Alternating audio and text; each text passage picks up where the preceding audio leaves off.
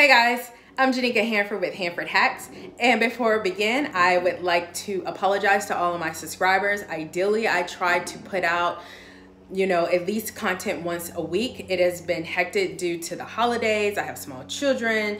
It's just been a crazy time, so my apologies there. But today I do have an exciting topic. It's a topic I have yet to talk about, and it's one that is very profitable in my eyes, and that is my real estate investments. Now, there's a lot to be said about real estate investments, and a lot of times it could be overwhelming, especially when you're talking about all these figures and numbers and understanding IRS regulations and mortgages and how all of this plays together. So my goal today in this video is to kind of give you a high level, but then I'm also going to do a bunch of follow-up videos that is going to dive into each areas where you can actually take a look at what does this property look like that I purchased? How much is the tenant paying? What does the area look like?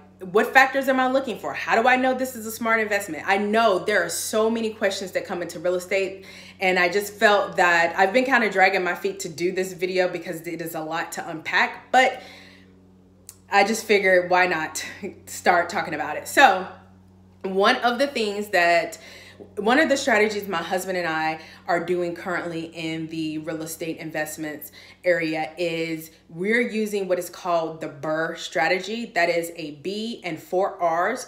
And a lot of different podcasts and different YouTubers that I follow has all said how great this method is. And so as I started reading up more about it, I was like, okay, I can see how this can be an awesome strategy for really generating passive income. So to begin, I want to just talk at a high level. What is the BRRRR method? Okay. The B stands for buy. Now, over the course of these series, I'm going to take a look at the properties I'm going to mention just to kind of get you familiar with all the pieces that went into this.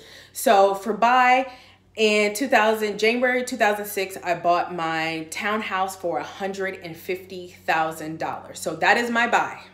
Now, a lot of times, most investors are looking for undervalued area that they can get at a cheap cost, because what you want to do is buy low, and then especially where you know that after you add renovations, you can get high market rental income. So, but in my case, this was my starter home. I bought it for $150,000. Well, I took out a mortgage for $150,000.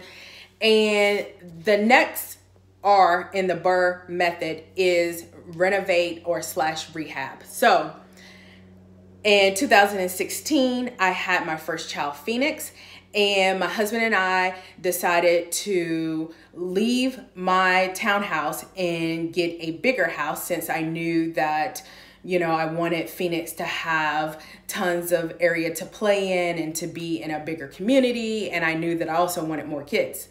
So with that said, we ended up taking my old house and we renovated it and put it up for rent. So that first R, rehab. So what did we do during that rehab?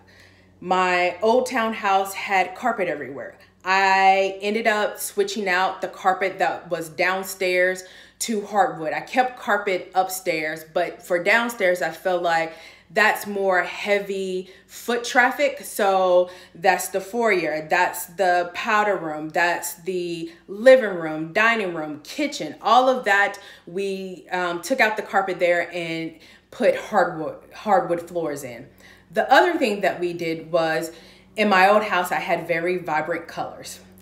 So I don't think I'll ever do vibrant colors again, because the colors I went for, the painters had to do a lot to get to a neutral state. So we ended up getting a painter to come in to actually paint the ceiling and the walls.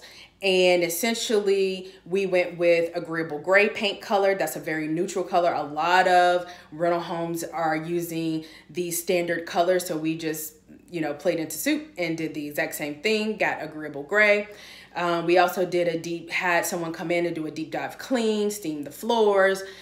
And so there are other things people can do, such as, I know people are always looking at, oh, let me replace the vinyl siding on the house. Well, in my case, because I lived in a townhouse and the homeowners association covered outside costs, that wasn't nothing that needed to be done. The house didn't need to be pressure washed because, again, the HOA takes care of all of the outside of the building and the lawn. So really it was just kind of getting the inside at a presentable state and doing improvements, and also doing improvements or rehabbing also plays into a tax advantages too. So we can talk a little bit more about that in a follow-up video.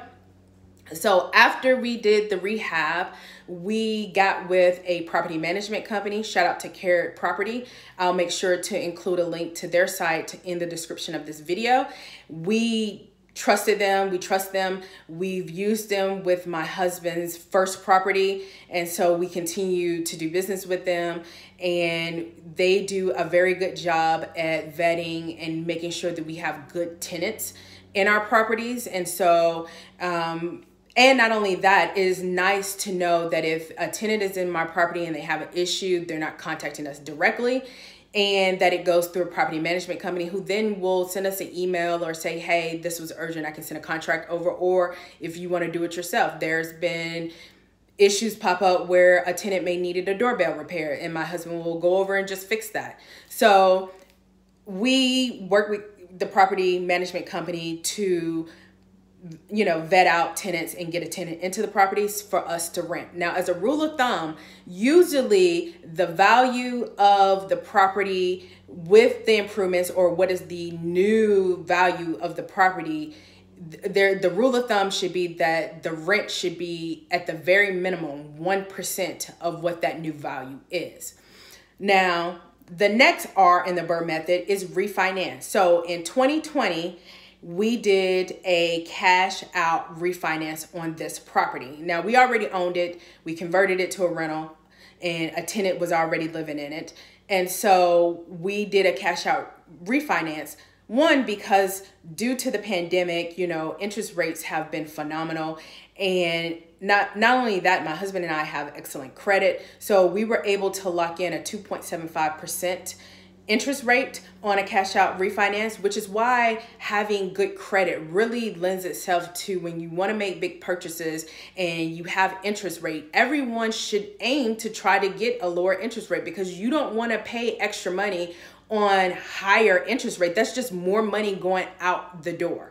So when we did our cash out refinance, the way that a cash out refinance works is you pay like the closing costs or appraisal, origination fees, all of these fees. And so as a part of that, we paid $8,333 in all of these fees, and included with that is the appraisal. Now, the appraisal came in at $220,000. Now, I did think that was a little low given the area, but it's still higher than what I paid for, which was $150,000. So based on us doing the cash out refinance, at the time of the cash out refinance, my original mortgage balance was $110,000.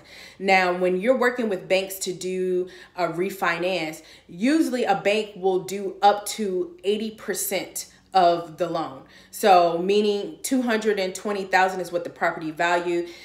The bank is willing to go up to $170,000 on that refinance. So we only took the loan for $163,000, which meant $110,000 went to the remaining balance of the mortgage.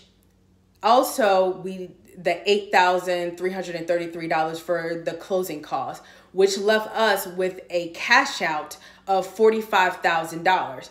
Now, that $45,000 is key because it takes me to the next R in the final R in the BRRRR method, which is repeat. Now, we took that $45,000 and we found a condo in Greensboro, North Carolina for $45,000 even.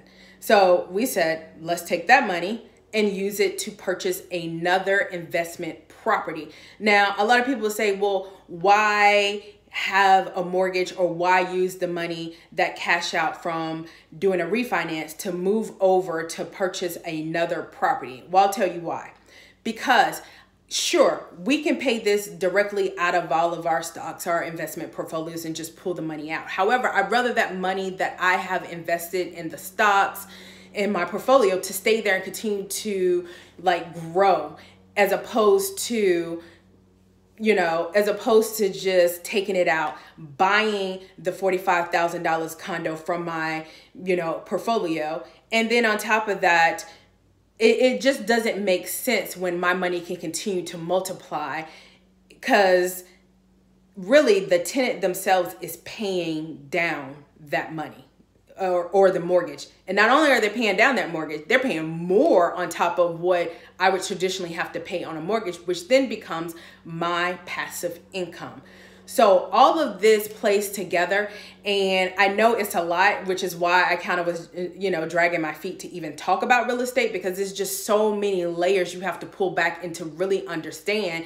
And even then, even to this day, I'm always learning. I'm always finding out more ways on how to get better in my real estate portfolio. But I can tell you that it is passive income that's coming in. The tenant is paying more than what the mortgage is that's due. And my investments overall, my whole portfolio and of everything, I know that I can cover the spread if a tenant is not in these properties.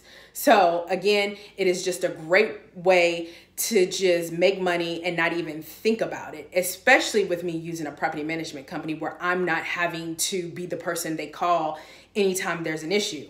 So all of this works out well. I'm going to put some helpful links and resources that kind of really got my husband and I started, and what we tend to read and who we kind of subscribe to and follow, to get a deeper understanding. And I plan on releasing follow-up videos that is actually going to do deep dives in each of these areas of the BRRRR method, so that you can see pictures of the properties, understand what are the factors that went into the decision, how we come up with the price, what the tenant is paying.